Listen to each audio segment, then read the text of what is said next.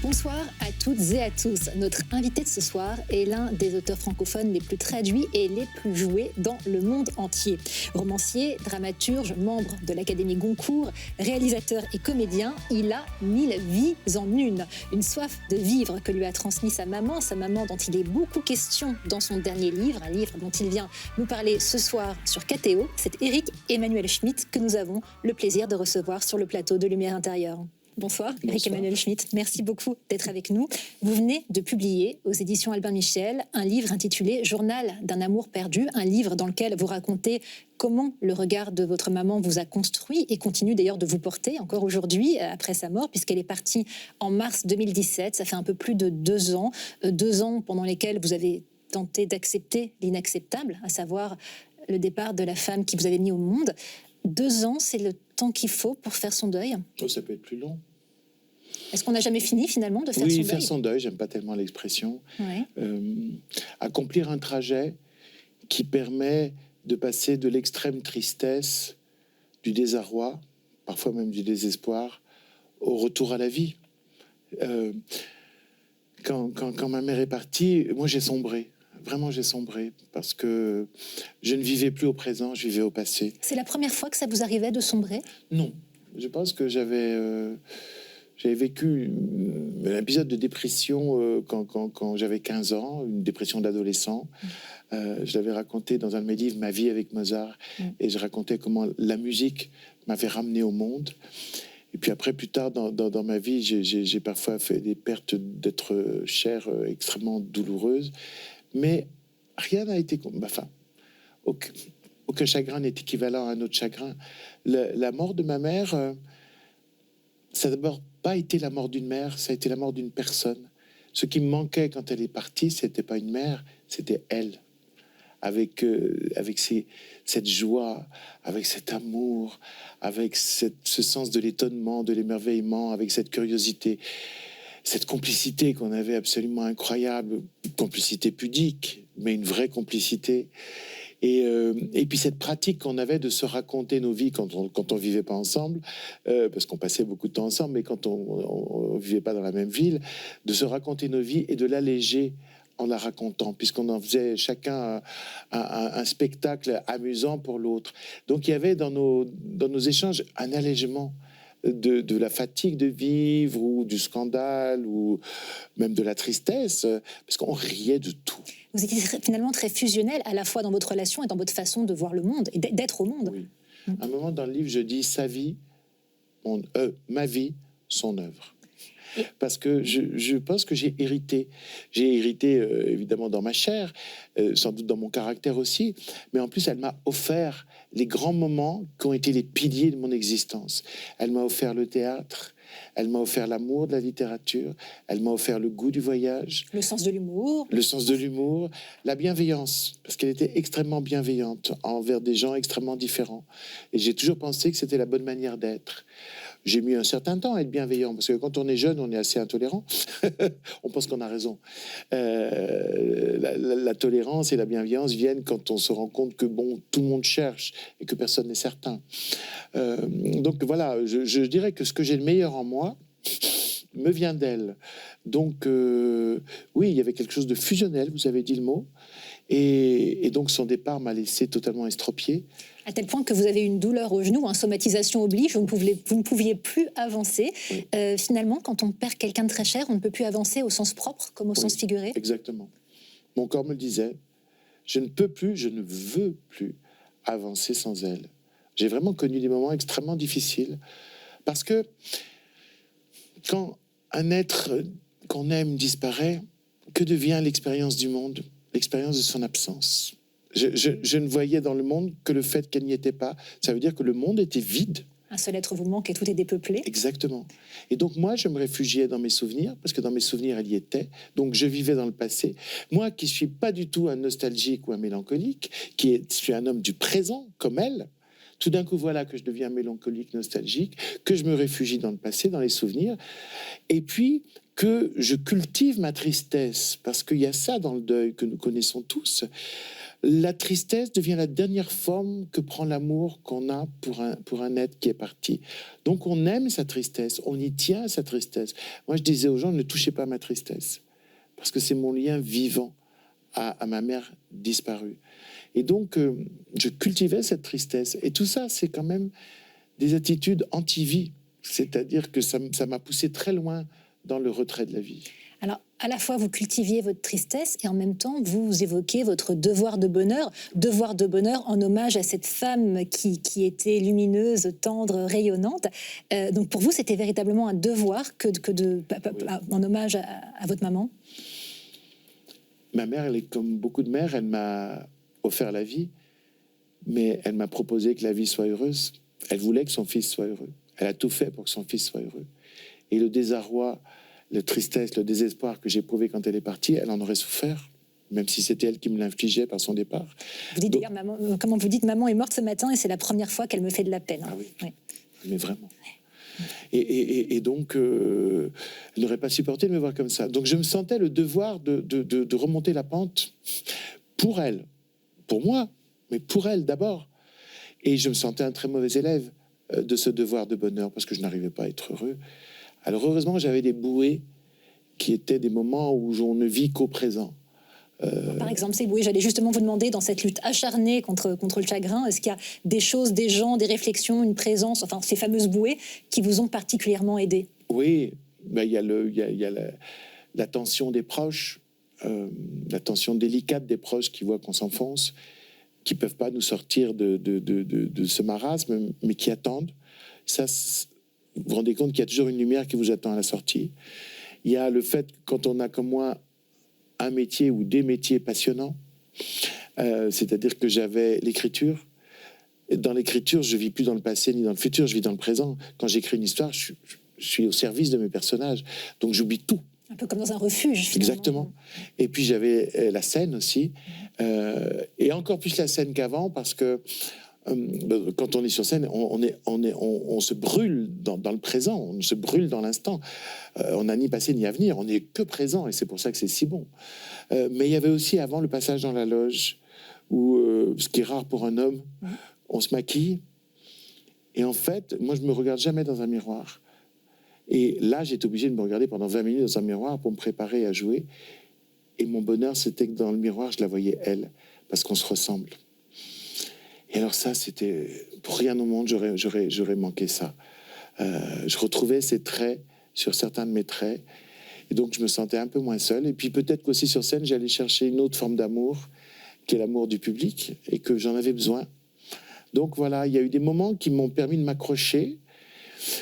Et puis, entre tous ces moments-là, entre toutes ces bouées, j'allais au fond. Et puis finalement, après, on finit par faire la flanche. Et puis, on finit par réhabiter le monde. Et c'est ça dont j'ai envie. C'est pour ça que j'ai écrit le livre, pour dire aux gens, voilà, on vit pour décrire ce trajet du deuil et partager ce trajet du deuil. Il y a un moment où on arrive à dépasser l'extrême tristesse et où notre rapport au monde change, c'est-à-dire que tout d'un coup, non, le monde n'est pas que vide, il reprend de la consistance, et je dirais même qu'il est plus riche qu'avant. Parce que maintenant, le livre, le monde est la page qu'il me présente, que tout le monde voit, mais moi, dessous, j'ai 1000 feuilles. J'ai tout un roman qui sont les souvenirs que j'ai d'avec ma mère. Donc, quand je marche dans Lyon, non, Lyon n'est pas vide, Lyon est plein. Quand je suis à Paris, quand je vais dans un théâtre, quand je suis chez moi... voilà, c'est plein. Alors, je sais que c'est moi qui remplis le monde de mes souvenirs, mais ça veut dire que la joie est passée devant la tristesse. Elles sont sœurs, hein, la joie et la tristesse. C'est fragile. J'allais vous demander justement, vous l'avez un peu évoqué, si dans la volonté d'écrire ce livre, il y avait aussi une envie de partager avec les gens qui vous ont lu et qui vont vous lire la façon dont vous aviez réussi quelque part à sublimer cette expérience de mort et cette tristesse terrible en une leçon de vie. C'est complètement ça. Quand ma mère est partie, j'ai eu besoin d'écrire sur elle, mais pour moi. je tiens un journal intime de façon épisodique. Depuis toujours? Depuis toujours, oui, enfin depuis l'âge de 15 ans à peu près. Et là, tout d'un coup, il a pris une énorme place dans ma vie parce que c'était l'endroit où d'abord où elle pouvait exister. Parce que j'ai reçu ce pouvoir de donner la vie par les mots. Et donc j'avais vraiment envie d'en user, de ce pouvoir. Et puis j'avais besoin de parler d'elle, j'avais presque besoin de lui parler, de continuer cette conversation ininterrompue pendant 57 ans. Et qui était scandaleusement interrompu par la mort. Et puis j'avais besoin de formuler, de me confier, mais je ne voulais pas peser sur mes proches, parce que je suis quelqu'un d'extrêmement pudique et surtout d'extrêmement respectueux des autres. On est tous fragiles. Je n'allais pas leur rajouter 10 kilos de peine. Voilà. Donc, je me taisais, mais je parlais dans mon journal. Et quand, au bout d'1 an et demi, je me suis rendu compte que ce n'était pas une errance, mais que c'était un chemin. Et que ce chemin, ça s'appelait le deuil. Et que c'était un chemin qui allait de la profonde tristesse à la reconquête progressive de la joie. Je me suis dit que ce chemin, je voulais le partager. Alors j'ai pris la matière de mon journal et je l'ai réécrit pour en faire un livre. Parce que le journal, je l'ai écrit pour moi, le livre, je l'ai écrit pour vous. Donc, mon journal en a été la matière, mais c'est un livre comme mes autres livres. Je n'écris pas pour moi. Vous disiez tout à l'heure, nos échanges, nos conversations avec maman ont été interrompus. Et vous avez cette expression très jolie quand vous dites quand on perd un parent, on n'est plus l'enfant de personne. Est-ce que finalement, comment est-ce qu'on compose avec ça? Comment est-ce qu'on se recompose? Et est-ce que la perte d'un parent change dans une certaine mesure le rapport au temps? Oui, le rapport au temps change. Quand on est jeune, les années s'ajoutent aux années et on voit l'avenir comme un horizon qui recule sans cesse au fur et à mesure qu'on avance. Et puis à partir du moment où on n'a plus ses parents devant soi, l'avenir n'est pas un horizon qui recule, l'avenir c'est un mur bâti sur lequel on va un jour se fracasser et on s'approche. Ça vous fait peur? Peur non, parce que j'ai une grande confiance dans le mystère, donc une grande confiance dans la mort aussi. Je ne suis pas pressé. J'imagine. Mais j'ai une grande confiance, enfin, ça s'appelle avoir la foi. C'est pas de la peur, donc. Mais je ne vais pas non plus jouer les fanfarons en vous disant que cette perspective me réjouit. Simplement, je sais que j'y avance inexorablement, mais avec confiance, vraiment. Et donc, avant, on additionnait les années, et là, tout d'un coup, on soustrait. On fait un compte à rebours. On se dit, voilà, mon père est mort à 85 ans, ma mère à 87 ans. Donc, on se donne cet âge et puis on s'approche. Puisque vous parlez de votre père, il est beaucoup question de votre mère dans le livre, mais vous évoquez quand même votre père qui est décédé quelques années avant, lui, d'un AVC, qui avait généré une paralysie. Vous aviez des rapports un peu difficiles avec votre papa, comme c'est souvent le cas avec des papas. Et vous évoquez l'amour inconditionnel d'une mère, ce qui n'est pas le cas avec un père. En tout cas, le mien a été dans le schéma classique de l'amour conditionnel. C'est-à-dire, autant ma mère, c'est « je t'aime quoi qu'il arrive », mon père, c'était « je t'aime si ». Je t'aime si tu réussis, je t'aime si tu es honnête, je t'aime si tu défends certaines valeurs, je t'aime si tu te comportes de manière droite, je t'aime si... Et c'était très utile aussi, cet amour-là. Je dirais que l'amour inconditionnel de la mère était une terre fertile, agréable, sur laquelle je pouvais pousser, m'épanouir, et que l'amour conditionnel de mon père était un tuteur qui faisait que je poussais droit. Et donc l'un et l'autre se complétaient assez bien. Mais évidemment, le plus agréable, c'est l'amour inconditionnel. Forcément, pour un enfant, surtout, et même pour un adulte. Et alors, ce fameux... Mais c'est très utile, l'amour conditionnel. Certainement, ça fait avancer. Alors, votre maman, elle vous faisait avancer aussi à sa façon, parce qu'elle avait cet esprit quand même de compétition. Elle avait l'idée, d'après ce que vous racontez, que quand on fait quelque chose, c'est pour toucher au meilleur, autrement, autant rester à sa place. Est-ce que vous avez le sentiment que ce regard qu'elle a toujours posé sur vous, à la fois un regard qui vous donnait confiance, mais qui était relativement exigeant, que c'est ce regard-là qui vous a poussé toujours vers l'excellence? Oui. Mes amis me le disent, je suis extrêmement compétitif, mais pas compétitif contre les autres, mais compétitif contre moi-même. C'est une saine compétition. Ouais, je veux obtenir le meilleur de moi. Quand j'écris, j'essaye d'obtenir le meilleur de l'écrivain que je suis. Quand je monte sur scène, je me suis mis à travailler ma voix, mon corps, ma présence, etc. etc. Je suis extrêmement travailleur parce qu'extrêmement compétitif, mais pas du tout pour être devant les autres. pour être devant moi. Voilà. Et elle était championne. Ouais. C'était une championne de France de course, de sprint. Son record a mis 20 ans à être battu, pour vous dire le niveau quand même. Ouais. Et donc, elle m'a inculqué cet aspect-là. Cette idée que le temps peut devenir notre ami. Souvent, le temps, c'est un ennemi. Et en s'entraînant, en pratiquant, en s'exerçant, en gardant confiance, le temps peut être notre ami parce qu'il peut nous permettre de nous améliorer. C'est par la répétition, c'est par le travail, c'est par l'attention, c'est par l'opiniâtreté qu'on peut vraiment devenir meilleur dans une discipline, etc., etc. Et donc, cette idée que le temps puisse être mon ami, c'est une idée qui m'aide beaucoup. Vous disiez tout à l'heure, ma vie était son œuvre. Vous l'écrivez d'ailleurs dans le livre. Vous parliez de cet amour inconditionnel, ce je t'aime quoi qu'il arrive. Qui était réciproque. Qui était réciproque, manifestement. Et ça fait un petit peu penser à l'amour de la maman de Romain Gary pour son écrivain de fils. Oui. Vous êtes touché par la façon dont il parle de sa mère et par, moi, de toute façon, je suis touché par Gary. Oui. C'est un des rares hommes qui a osé parler de la tendresse fondamentale que les humains peuvent avoir au fond du cœur. Une tendresse qui est blessée, une tendresse qui souffre, mais une tendresse. Et alors, évidemment, à travers la figure de sa mère, c'est absolument magique. J'aime profondément. Moi, j'ai une mère qui était peut-être moins révoltée, moins hystérique que la mère de Gary, mais c'était de cet amour qui fait de vous un petit garçon pour toujours, et un petit garçon qui aime sa mère pour toujours. En tout cas, un amour dont vous parlez très bien dans ce livre, Journal d'un amour perdu. On va avoir l'occasion d'en parler par la suite. Et pour reprendre une expression que vous utilisiez tout à l'heure, juste avant l'émission, je vais vous laisser en pénitent. Je vous ai rire, cette expression. Non, ça va être moins sévère qu'une pénitence, je pense. Enfin, je l'espère, vous me direz après, puisque je vais vous laisser sur ce plateau, seul, pas complètement seul, puisque vous continuez de m'entendre, oui, pour un petit exercice dont je vous réserve la surprise dans quelques instants. À tout de suite, Éric Emmanuel.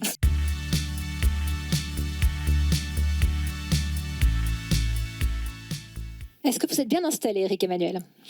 Ça va. Bon, formidable. On va donc commencer cette seconde partie dont le principe est le suivant. Je vais vous proposer différents mots et vous laissez me dire ce qu'ils vous inspirent. Le premier d'entre eux, c'est liberté. La liberté, c'est quoi pour vous ? Pour moi, la liberté... je ne sais pas si elle existe au sens philosophique. C'est-à-dire que je ne sais pas ce qui dans ma vie relève du destin, c'est-à-dire de quelque chose qui aurait été décidé pour moi par la nature, par Dieu ou par je ne sais quoi, et ce qui relève de mes décisions. C'est vraiment une question que je me pose constamment. J'ai besoin de croire à ma liberté parce que ce n'est qu'à ce prix-là que je peux être l'auteur de mes actes et que je peux en être responsable. Mais j'ai parfois des doutes, j'ai parfois l'impression d'accomplir un chemin qui était de toute façon comme écrit et comme tracé. Donc je me pose toujours la question de la liberté, savoir si elle existe vraiment. Et alors je me tire de ce dilemme, qui est un dilemme classique en philosophie, hein, est-on libre, la conscience est-elle libre ou déterminée? Je me tire de ce dilemme par une sorte de pirouette, c'est-à-dire que je me dis que au fond notre liberté, c'est celle d'acquiescer à notre destin. C'est-à-dire, ma liberté consiste à bien être ce que je suis et à aller faire ce pourquoi je suis fait. Donc, ma liberté consiste à bien vivre ma vie plutôt que la vie d'un autre ou que la vie des autres. C'est-à-dire que j'ai quand même été soucieux dans ma vie de ne pas subir des influences, de ne pas penser comme les autres, mais de penser par moi-même. C'est pour ça que j'ai fait des études de philosophie et que j'ai enseigné la philosophie pour offrir la boîte à outils de la liberté de penser à mes étudiants.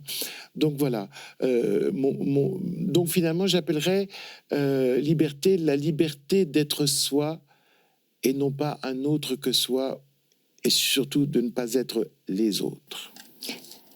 On entend bien dans la notion de liberté, la liberté de jugement. On sent bien à quel point la philosophie vous a probablement aidé à vous sentir libre. Et je voulais rebondir sur une phrase que vous avez dit à l'instant. La liberté, c'est bien être ce que je suis, en évoquant l'exemple d'une personne exemplaire, en l'occurrence Nelson Mandela, Oui. auquel on avait proposé de sortir de prison s'il disait du mal de l'apartheid, ce qu'il a refusé parce qu'en ayant ses valeurs, en ayant ses convictions, finalement, il ne serait plus libre. Exactement. Je pense que la liberté, c'est le pouvoir d'être adéquat à soi-même, à ses engagements et à ses valeurs. C'est là que tout d'un coup, on devient l'artisan de son chemin. On n'est pas l'inventeur de ses propres valeurs, mais on peut être au service de ses propres valeurs, comme Nelson Mandela l'a été. Et ça, c'est des trajets lumineux et exemplaires dans lesquels il faut se ressourcer constamment. Quand on est en hésitation, quand on est dans le trouble, quand on est dans les ténèbres, penser à des êtres lumineux comme ça, qui ont su finalement vivre en disharmonie avec le monde pour être en harmonie avec eux.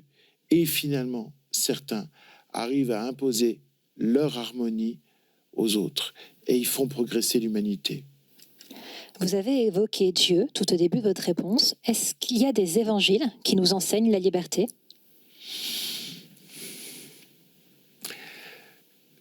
Je pense que la lecture des 4 évangiles est totalement libératrice. Elle nous libère de la violence, parce que les 4 évangiles sont des magnifiques traités contre la violence. Les évangiles aussi nous libèrent de certaines conventions sociales. Il y a une part libertaire dans la vie de Jésus qu'il ne faut pas sous-estimer, qui est extrêmement importante. D'ailleurs, une liberté qui l'amène parfois à malmener la famille de sang, en disant que sa vraie famille est une famille d'esprit, c'est-à-dire une famille qui respecte certaines valeurs. Donc moi, je trouve la lecture des évangiles totalement libératrice. Elle nous sort du prêt-à-penser, elle nous rappelle que la spiritualité est la recherche du sens et non pas la recherche des formes. Quand il dit le sabbat est fait pour l'homme et non pas l'homme pour le sabbat, c'est-à-dire il ne faut pas observer les choses à la lettre, il faut observer l'esprit des rites ou l'esprit des prières ou l'esprit des textes. Donc oui, les évangiles sont profondément libérateurs. Votre vocation, vous avez eu la chance de la découvrir très jeune, puisque vous avez plusieurs fois raconté qu'un jour, votre mère vous a emmené voir une représentation de Cyrano de Bergerac avec Jean Marais, et que vous avez été ému aux larmes.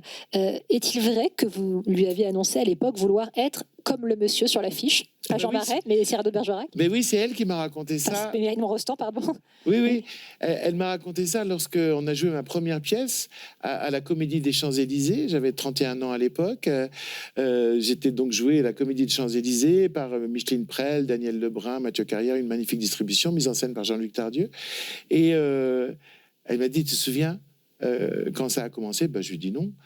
Et elle me rappelle ce fait que je sors de ma première pièce de théâtre, Cyrano de Bergerac, absolument bouleversé, et que je lui dis que j'ai adoré et que je veux faire ça plus tard. Et elle me dit, qu'est-ce que tu veux faire plus tard? Et je lui dis, je veux être le monsieur qui fait pleurer tout le monde. Et elle se tourne vers l'affiche et elle me dit, tu veux être acteur comme Jean Marais? C'était sa passion, Jean Marais. Et moi, je regarde la même affiche en disant, non, je veux faire Edmond Rostand. Parce qu'il me semblait que celui qui avait fait pleurer tout le monde et qui avait rendu l'acteur capable de faire pleurer tout le monde, et j'ai raison, c'était Edmond Rostand. Et le lendemain, maman m'achetait le livre, Cyrano de Bergerac. Très peu de temps après, quelques jours après, je savais par cœur plusieurs scènes. Et quand elle a vu que cet amour du théâtre s'affirmait, s'ancrait en moi, ou plutôt était révélé par la première expérience théâtrale, elle m'a emmené dans un coin de la maison. Elle a ouvert une armoire qu'on n'ouvrait jamais. Elle me dit, si tu aimes le théâtre, je te donne accès à ma bibliothèque. Et elle possédait tous les classiques de la littérature théâtrale, depuis qu'elle était jeune, parce elle adorait le théâtre. Et donc, à 10, 11 ans, je me suis nourri de Molière, Racine, Corneille, Musset, Victor Hugo. Et le soir, quand on préparait le repas et que j'épluchais les légumes à côté d'elle, on parlait de Toinette, du Malade imaginaire, d'Argan, de Monsieur Jourdain, du Bourgeois gentilhomme, comme des membres de la famille. Et donc, j'ai baigné dans cette culture classique du théâtre grâce à elle. Si vous avez beaucoup lu grâce à elle, puisqu'elle vous a, comme vous le disiez à l'instant, ouvert cette bibliothèque, vous avez également beaucoup écrit, et très jeune. Vous écriviez quoi quand vous étiez enfant? Des histoires de cap et d'épée. Parce que le premier livre que j'ai lu avec passion, c'était Les Trois Mousquetaires d'Alexandre Dumas. J'avais 8 ans. Mes parents avaient déménagé, donc j'avais perdu tous mes amis et j'étais seul dans une grande maison vide au milieu des champs et de la forêt. Et donc, j'ai eu le réflexe de sortir un livre dont la couverture me plaisait, et c'était Les Trois Mousquetaires. Donc, fini la solitude, j'avais 4 amis pour toujours. Et donc après, oui, quand je revenais de l'école, j'écrivais des histoires, mais c'était toujours des histoires de cap et d'épée. Et j'étais persuadé que tout petit garçon ou toute petite fille rentrant de l'école se mettait à écrire des histoires. Je crois que j'ai compris à 40 ans passés que non, tout le monde n'avait pas eu la même enfance. Je vous confirme, tout le monde n'écrit pas des histoires de cap et d'épée en rentrant de l'école. Je vous propose un autre mot. Est-il proche ou pas proche de celui que je viens de vous proposer à l'instant? Je vous laisserai en juger. C'est le mot folie. Folie. Alors, soit je l'aborde comme un citoyen, soit je l'aborde comme un artiste, ce mot-là. Si je l'aborde comme un citoyen, bien sûr, je la crains, la folie, et je me soucie de savoir comment on peut arriver à traiter des états mentaux déficients. Mais si je la regarde comme un artiste, ce mot folie, je l'aime, la folie, et je pense qu'il faut la cultiver. Il y a des folies positives, des folies créatrices.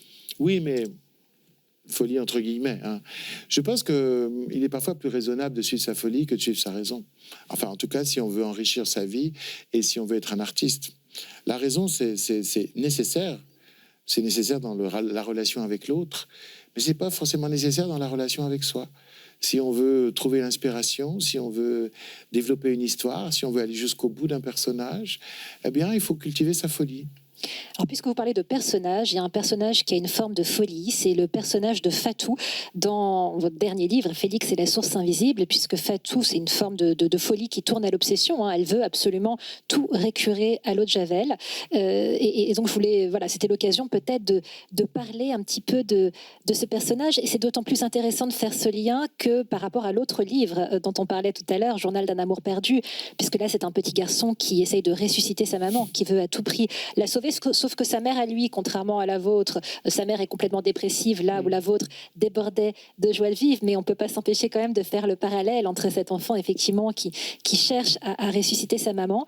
Voilà, est-ce que vous voulez nous parler de ce personnage et puis de cette folie qui l'a conduit finalement à retourner sur la terre de ses origines?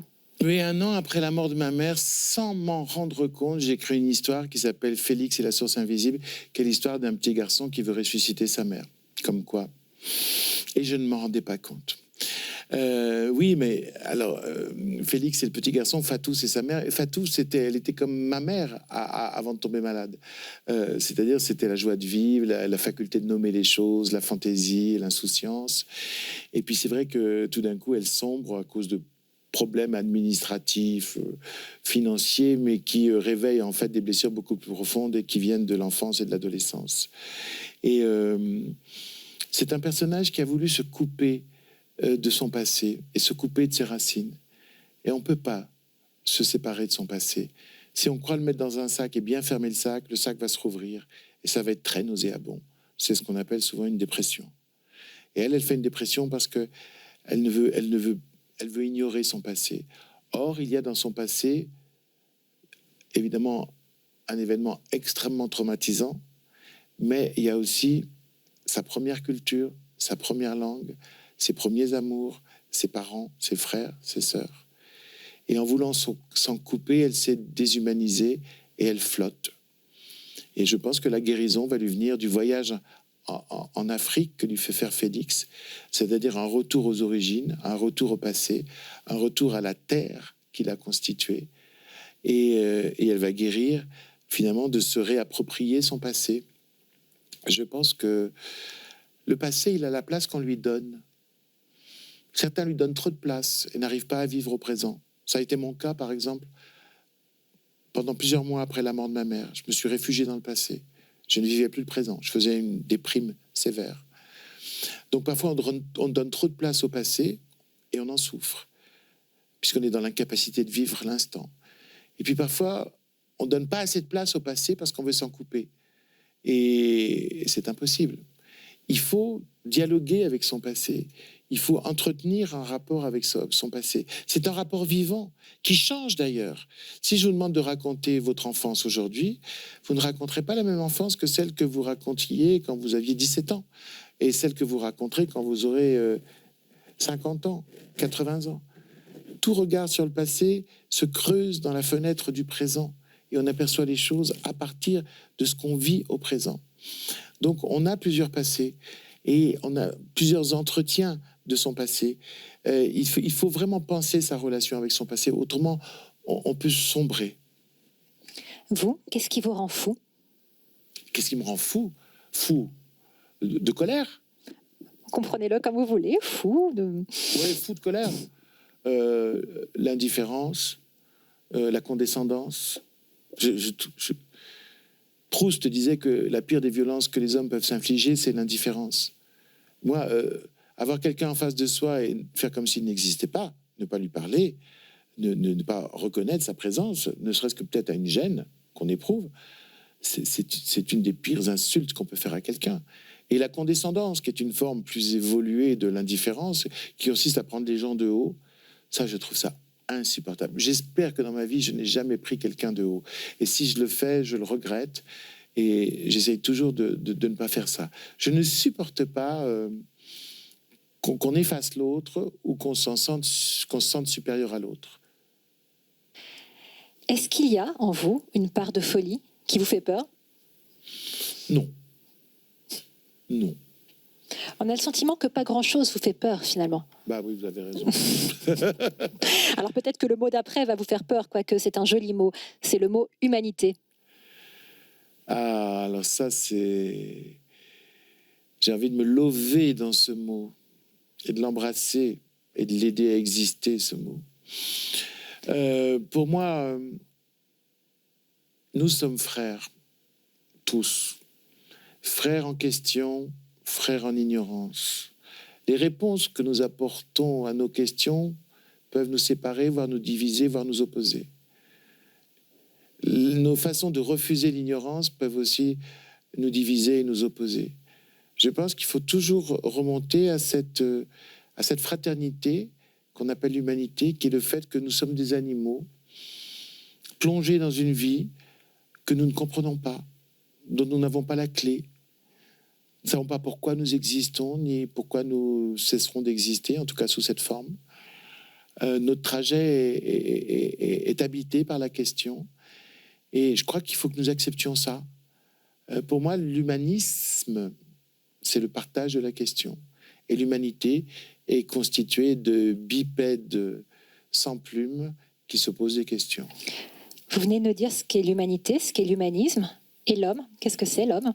Avec un petit H ou avec un grand H? Oh bah avec un petit H, ça peut être quelqu'un de tout à fait ridicule.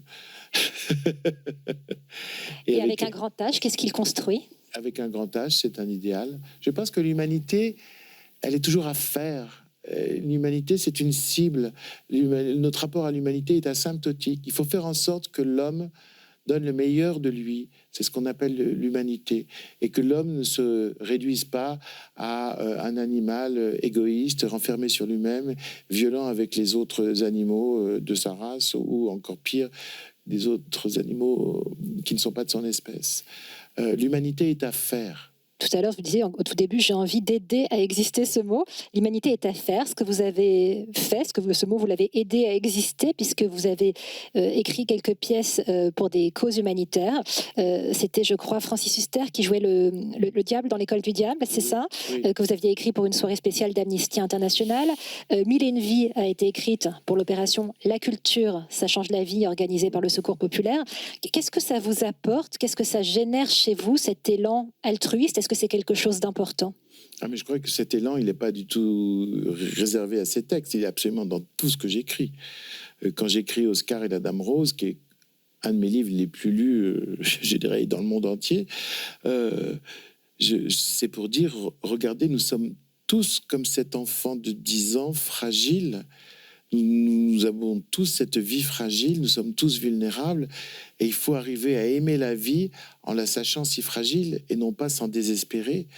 Y a toujours cet élan, vraiment dans mon écriture, il y a toujours cette envie d'aller vers l'autre pour lui dire « habitons au mieux le mystère de la condition humaine. Habitons au mieux ce grand mystère. » Vous faites une transition absolument parfaite, puisque le mot suivant, c'est mystère, précisément. C'est très important de distinguer le mystère et l'énigme. L'énigme, c'est un problème qui trouvera sa solution. Les romans policiers sont des romans à énigmes. On finit par trouver qui est l'assassin. Le mystère, c'est un problème qui reste sans solution. Mais parce qu'il reste sans solution, il donne à penser, il donne à réfléchir, il donne même à espérer. Donc moi, ma philosophie, c'est une philosophie du mystère. Pour moi, le monde n'est pas absurde, il est mystérieux. C'est-à-dire il y a des éclats de sens dans ce monde, il y a des perceptions parfois du sens. Par exemple, dans une expérience mystique, tout d'un coup, on a l'impression de percevoir enfin le sens. Le monde est mystérieux, c'est-à-dire qu'il a en lui une promesse de sens. Tandis qu'un monde absurde, c'est un monde où il n'y a même pas la promesse de sens. Donc voilà, je milite pour le mystère et le fait que nous sachions habiter le mystère, l'habiter avec confiance et non pas avec défiance.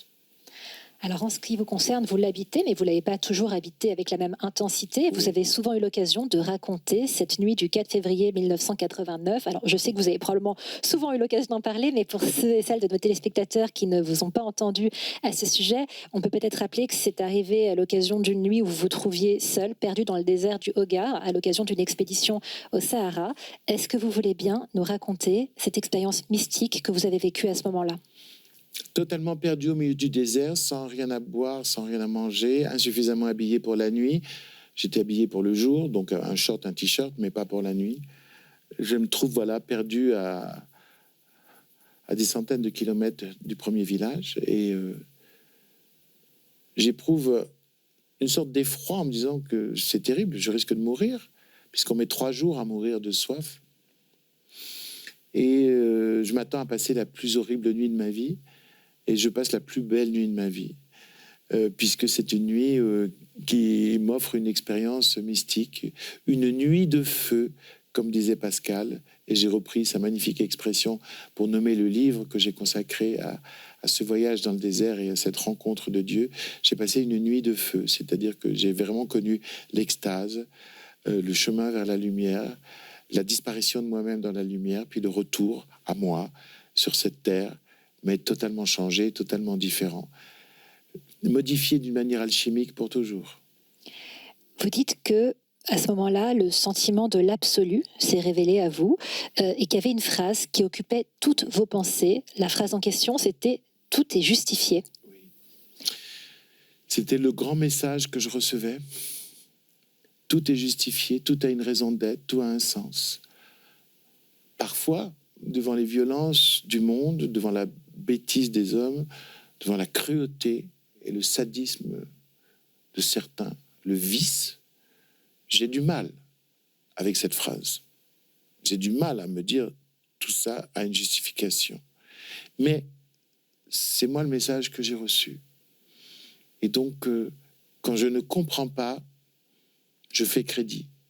Je me dis, il doit y avoir quelque chose à comprendre là-dedans que je ne comprends pas. Voilà. C'est-à-dire que quand je suis scandalisé par le monde, ou quand je suis violenté par le monde, ou quand je suis en interrogation devant le monde, je n'accuse pas le monde du fait que je ne comprends pas. Je ne dis pas c'est absurde, c'est dérisoire, c'est ridicule. Je me dis, je n'accuse pas le monde d'être fini. J'accuse mon esprit à moi d'être fini, c'est-à-dire de ne pas arriver à percevoir. Donc, je n'accuse plus le monde de mes limites, je m'accuse moi de mes limites qui m'empêchent de comprendre le monde depuis que j'ai reçu cette phrase. Vous décrivez avoir vécu une extase, vous êtes dans une certaine mesure dédoublé, au sens où vous êtes sorti de vous-même pour trouver la lumière. Comment est-ce que vous décririez ce qui s'est produit en vous après cette nuit-là, et surtout, comment finalement est-ce que cela a transformé votre vision du monde? Après, la question de l'après, elle est extrêmement importante, parce que je crois qu'en fait, il y a beaucoup de gens qui vivent ces expériences, mais parfois, ils les rentrent dans une poche et ne veulent plus en entendre parler. Pourquoi? Parce qu'une révélation, c'est une révolution. Ça met à bas toutes vos croyances antérieures, vos certitudes, si vous en aviez. Et il faut tout repenser. Moi, je suis rentré dans le désert athée, j'en suis ressorti croyant. Ce n'était pas forcément une bonne nouvelle pour l'intellectuel que j'étais, parce que ça supposait qu'il fallait que je reconstruise tout à partir de ce que j'avais vécu pendant cette nuit. Ça prend un certain temps. Vous avez évoqué d'ailleurs une seconde naissance, puisqu'effectivement, ça suppose de tout repenser, comme vous l'avez dit, donc de revivre avec des convictions nouvelles. Tout à fait. Et c'est comme si j'avais eu une naissance de chair en 1960 et une naissance d'esprit en 1989. On revient finalement sur cette notion de liberté, parce que vous le disiez à l'instant, une expérience pareille, on peut soit la mettre dans sa poche, pour reprendre votre expression, ou on peut choisir de ne pas la négliger, de l'accepter, de la sublimer. C'est exactement ça. Même en face d'une expérience mystique, c'est-à-dire même en face d'une rencontre avec Dieu, on a le pouvoir de dire non, c'était une hallucination, c'était mon inconscient qui m'apportait un père parce que sublime, parce que le père terrestre ne pouvait pas me secourir, c'était un phénomène chimique qui se passait à l'intérieur de moi, etc.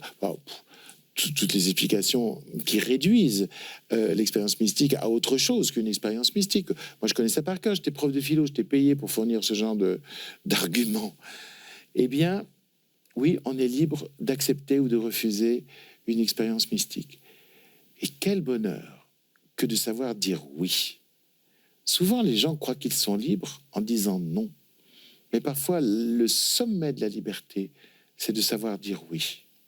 Alors non seulement vous avez dit oui, mais vous l'avez partagé, cette expérience, en 2015, dans la nuit de feu. Vous disiez tout à l'heure que c'est effectivement une jolie expression que vous avez empruntée à Pascal.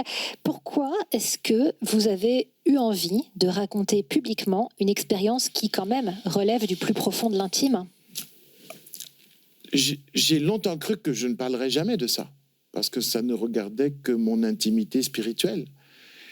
Et puis j'étais traqué par les autres, souvent par les journalistes, qui me disaient « Mais comment se fait-il que vous puissiez parler des choses les plus graves, les plus terribles, les plus tragiques, les plus terrifiantes, et rester lumineux ?» J'avais écrit, entre autres, La part de l'autre sur Hitler, et Oscar et la Dame Rose, par exemple, sur un enfant malade et qui meurt. Ils sont quand même pas les sujets les plus réjouissants. Et donc, à un moment, j'ai dû honnêtement répondre, mais c'est parce que j'habite le mystère avec confiance, c'est parce que j'ai la foi, parce que j'ai reçu la foi dans le Sahara. À partir de là, je me suis rendu compte que je n'en disais jamais assez, que ce soit mes proches ou que ce soit les lecteurs, le public, les journalistes, je n'en disais jamais assez. Donc j'ai compris qu'un jour, il faudrait que j'écrive là-dessus et que je devais finalement témoigner de cette expérience-là.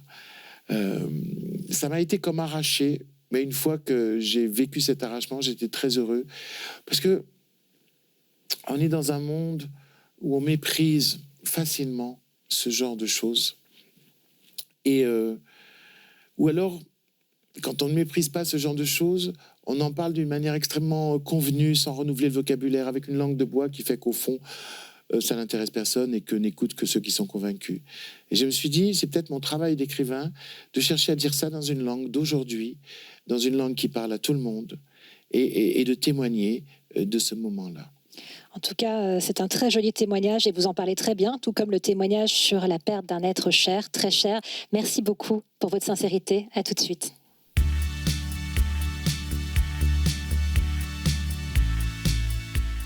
Merci beaucoup, Éric Emmanuel Schmitt. On a été très touchés par votre sincérité. C'est très touchant, la façon dont vous parlez de tous ces sujets. Et finalement, c'est même profondément théologique, tout ce que vous dites sur... On a beaucoup parlé de liberté, la liberté de dire non ou de dire oui, en l'occurrence de dire oui en ce qui vous concerne.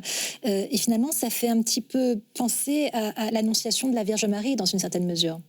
Ah, vous pensez à ça? Oui. Ah, ça ne me serait pas venu à l'esprit, mais je vois le rapport, effectivement. Oui.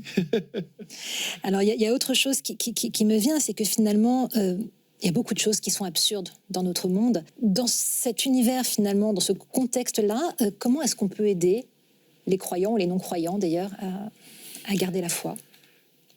Ah, je pensais que vous alliez dire carrément à leur donner la foi, parce que ça, je ne sais pas comment faire. Mais moi, quand quelqu'un s'approche de moi et me dit « j'ai perdu la foi », je me dis « non, vous n'avez pas perdu la foi. Vous vous êtes éloigné, vous, de la foi. C'est pas elle qui s'est éloignée de vous. » Et je pense que, voilà, on est tous sujets à des séismes intérieurs qui fait qu'on peut s'éloigner de sa foi. Ou, moi, je ne me suis pas éloigné, je ne l'avais pas.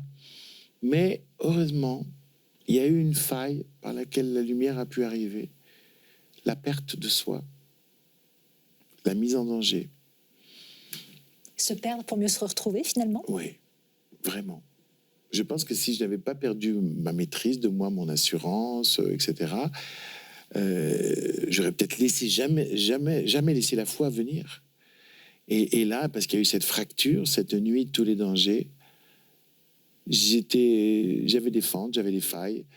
La lumière pouvait s'infiltrer. Alors, ce qui est amusant, c'est que vous étiez très en phase, surtout avec votre maman, y compris avant, sur le fait de ne pas être spécialement versée sur ces sujets-là.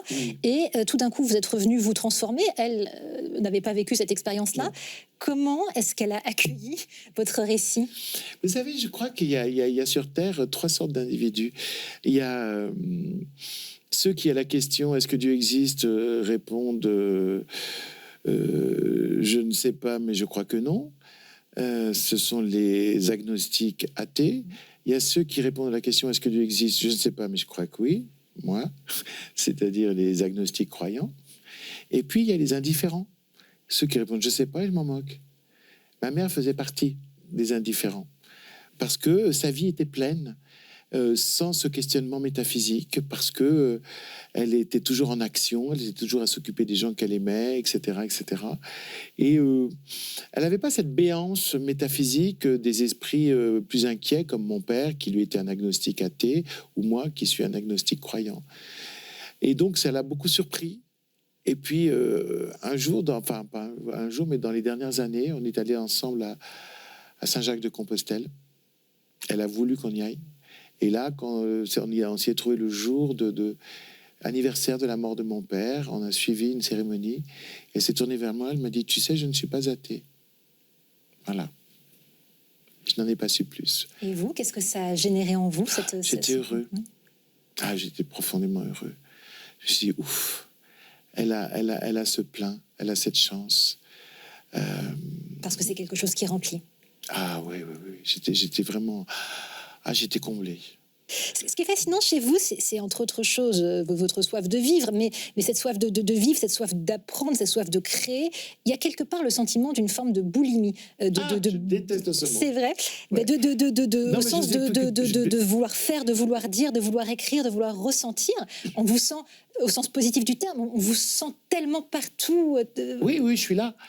Mais boulimie, j'aime pas parce que c'est pathologique. Comme si la soif de vivre était pathologique. Attendez, non. J'ai soif de vivre parce que je pense que c'est un cadeau d'être en vie et d'avoir reçu la vie. J'ai soif de vivre parce que je pense que ce cadeau-là, il faut que je le mérite et qu'à la fin de ma vie, je l'ai mérité en occupant chaque instant, chaque minute. Voilà, j'ai soif de vivre pour des raisons essentielles, pas pour des raisons pathologiques. En tout cas, ça vous conduit à rechercher en permanence des nouveaux modes d'expression. Et vous avez publié récemment une autofiction. Alors, je ne sais pas si c'était récemment, rappelez-moi en quelle année, Ma vie avec Mozart. Ah oui, non, c'était pas si récent. En l'occurrence, il s'agit d'une association de paroles et de musique qui est portée par des comédiens, des solistes. Oui. On a le sentiment que la musique, et vous le disiez tout à l'heure, que ça vous a beaucoup aidé à certains moments de votre vie, que ça joue un rôle très important. Alors, qu'est-ce que vous aimez écouter par-dessus tout? Mozart. Après, il y a Chopin. Mais Mozart, puis il y a Bach. Un jour, j'écrirai un livre sur ma foi et Bach, parce que Bach joue un grand rôle dans ma foi. Donc, ça sera un livre où je parlerai enfin de la foi et de l'intimité spirituelle. Oui. Quand vous l'écoutez, ça génère en vous... La musique fait partie de ma vie spirituelle. Seule la musique est capable de déclencher des états de contemplation en moi. Enfin, pas seulement la musique, la nature, la méditation, la respiration aussi, mais la musique me pénètre au plus intime de l'intime. Elle pénètre vraiment dans la pulpe de mon âme, et sans mots. Et elle peut me modifier intérieurement. Si vous aimez la musique, vous aimez beaucoup aussi le cinéma. Y a des films qui vous ont particulièrement marqué? Oui, plein. Mais attention, hein, j'aime pas le cinéma comme j'aime la musique. Hein. Ah, pour moi, la musique, c'est un art Supérieur. Supérieur. Ah oui, oui. Le cinéma, j'ai peur que ça soit un art secondaire au sens où je pense qu'on refera toujours les films parce qu'ils vont tous vieillir. Enfin, c'est un autre débat. Oui, bon, j'ai des films que j'adore. J'adore Le Dictateur de Chaplin. Je l'ai vu je sais pas combien de fois. J'adore Madame de, un film de Vittorio De Sica avec Daniel Darieux, qui est une sublime histoire d'amour. Une femme qui est coquette, frivole et qui va être foudroyée par l'amour. C'est trop. Elle sera pas capable. J'adore La Loi du désir de Pedro Almodovar, sur ces êtres qui aiment chacun quelqu'un qui ne les aime pas, comme dans Andromaque, comme dans la vie.